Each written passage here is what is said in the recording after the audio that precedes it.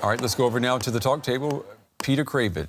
Take it away, Peter. Yeah, thank you very much, Brent. Still here, Thorsten, Job and Judy Dempsey with me. We've been talking a little bit while we were sort of in the huddle here across at the talk table about mistakes that might have been made by people like us in the media in dealing with the AFD. What mistakes might there have been and what needs to be done better? Thorsten.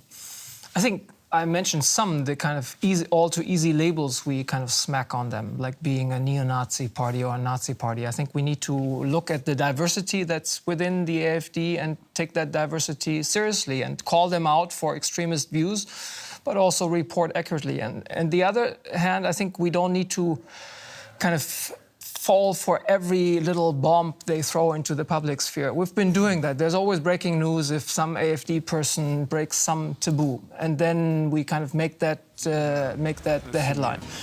We don't necessarily have to do that. We should kind of make it clear that these are extremist views, but we shouldn't make that the news necessarily. And for example, take the discussion, Mr. Gauland, the leader. Last year he said that he wouldn't like to be neighbors with Mr. Boateng. He's a soccer player from the national team who happens to be black.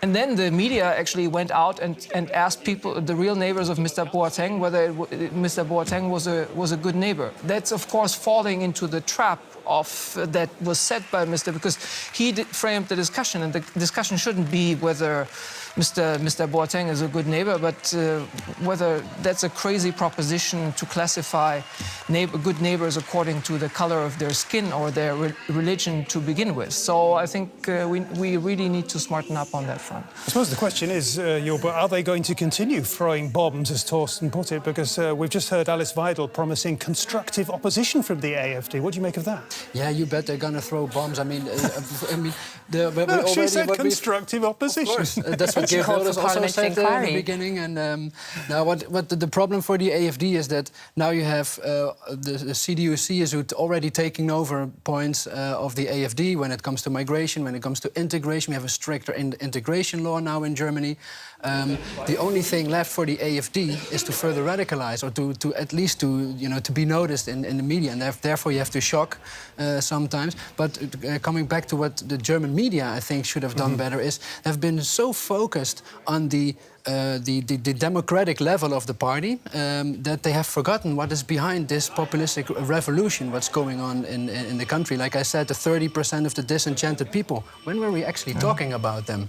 And because of this, because of the AFD might be anti-democratic, many journalists and commentators... That doesn't quite add up. We've had consistent figures for weeks and indeed, I think months, it's fair to say now, saying that 80% of the people in Germany feel satisfied or very satisfied with their lot. That means still 20% or more isn't, and 20% or more... The 13% that we remember the big debates we had on poverty, old age poverty and pensioners, and nursing care, the deficits that came out of the town hall meetings with the candidates. I think I wanted to add one point in terms of how the media should deal with the AFD. A friend of mine did an interview recently with Mr. Gauland, he nailed him on, what do you do about education? What's your plan on healthcare? And Mr. Gauland was visibly agitated because he wanted to kind of be asked, do we get all the foreigners out of our country? And he wanted to respond. He was not at all happy being questioned on this. And I think that's what we should do. The media, and we should set the agenda much rather than letting the inverse happen. Remember the debate between Mrs. Merkel and Mr. Schulz. All the questions that the four journalists posed were almost following the AFD playbook. For the first half of the whole debate. For the first half of the whole debate. And the real issues that people do care about, what's happening in the nursing homes, what's happening in hospitals, what's happening in schools, what's happening with decaying infrastructure. And we should not just make the AFD identity politics topics the topics we discuss in this country, but we should kind of set the agenda and also question the AFD on that agenda. I pick up on 2 points. And the one is the most immediate one, that there are so many different strands of voters in the AFD. You cannot isolate this party now. And it's the same with when you have the populist parties across Europe. The media, and I'm in the media too, you should ask them, what do you really stand for? How are you going to achieve this? How are you going to finance it? And these are questions that are never asked. It's always against, and when something is against, it's nice, easy news in some ways. This is the first thing.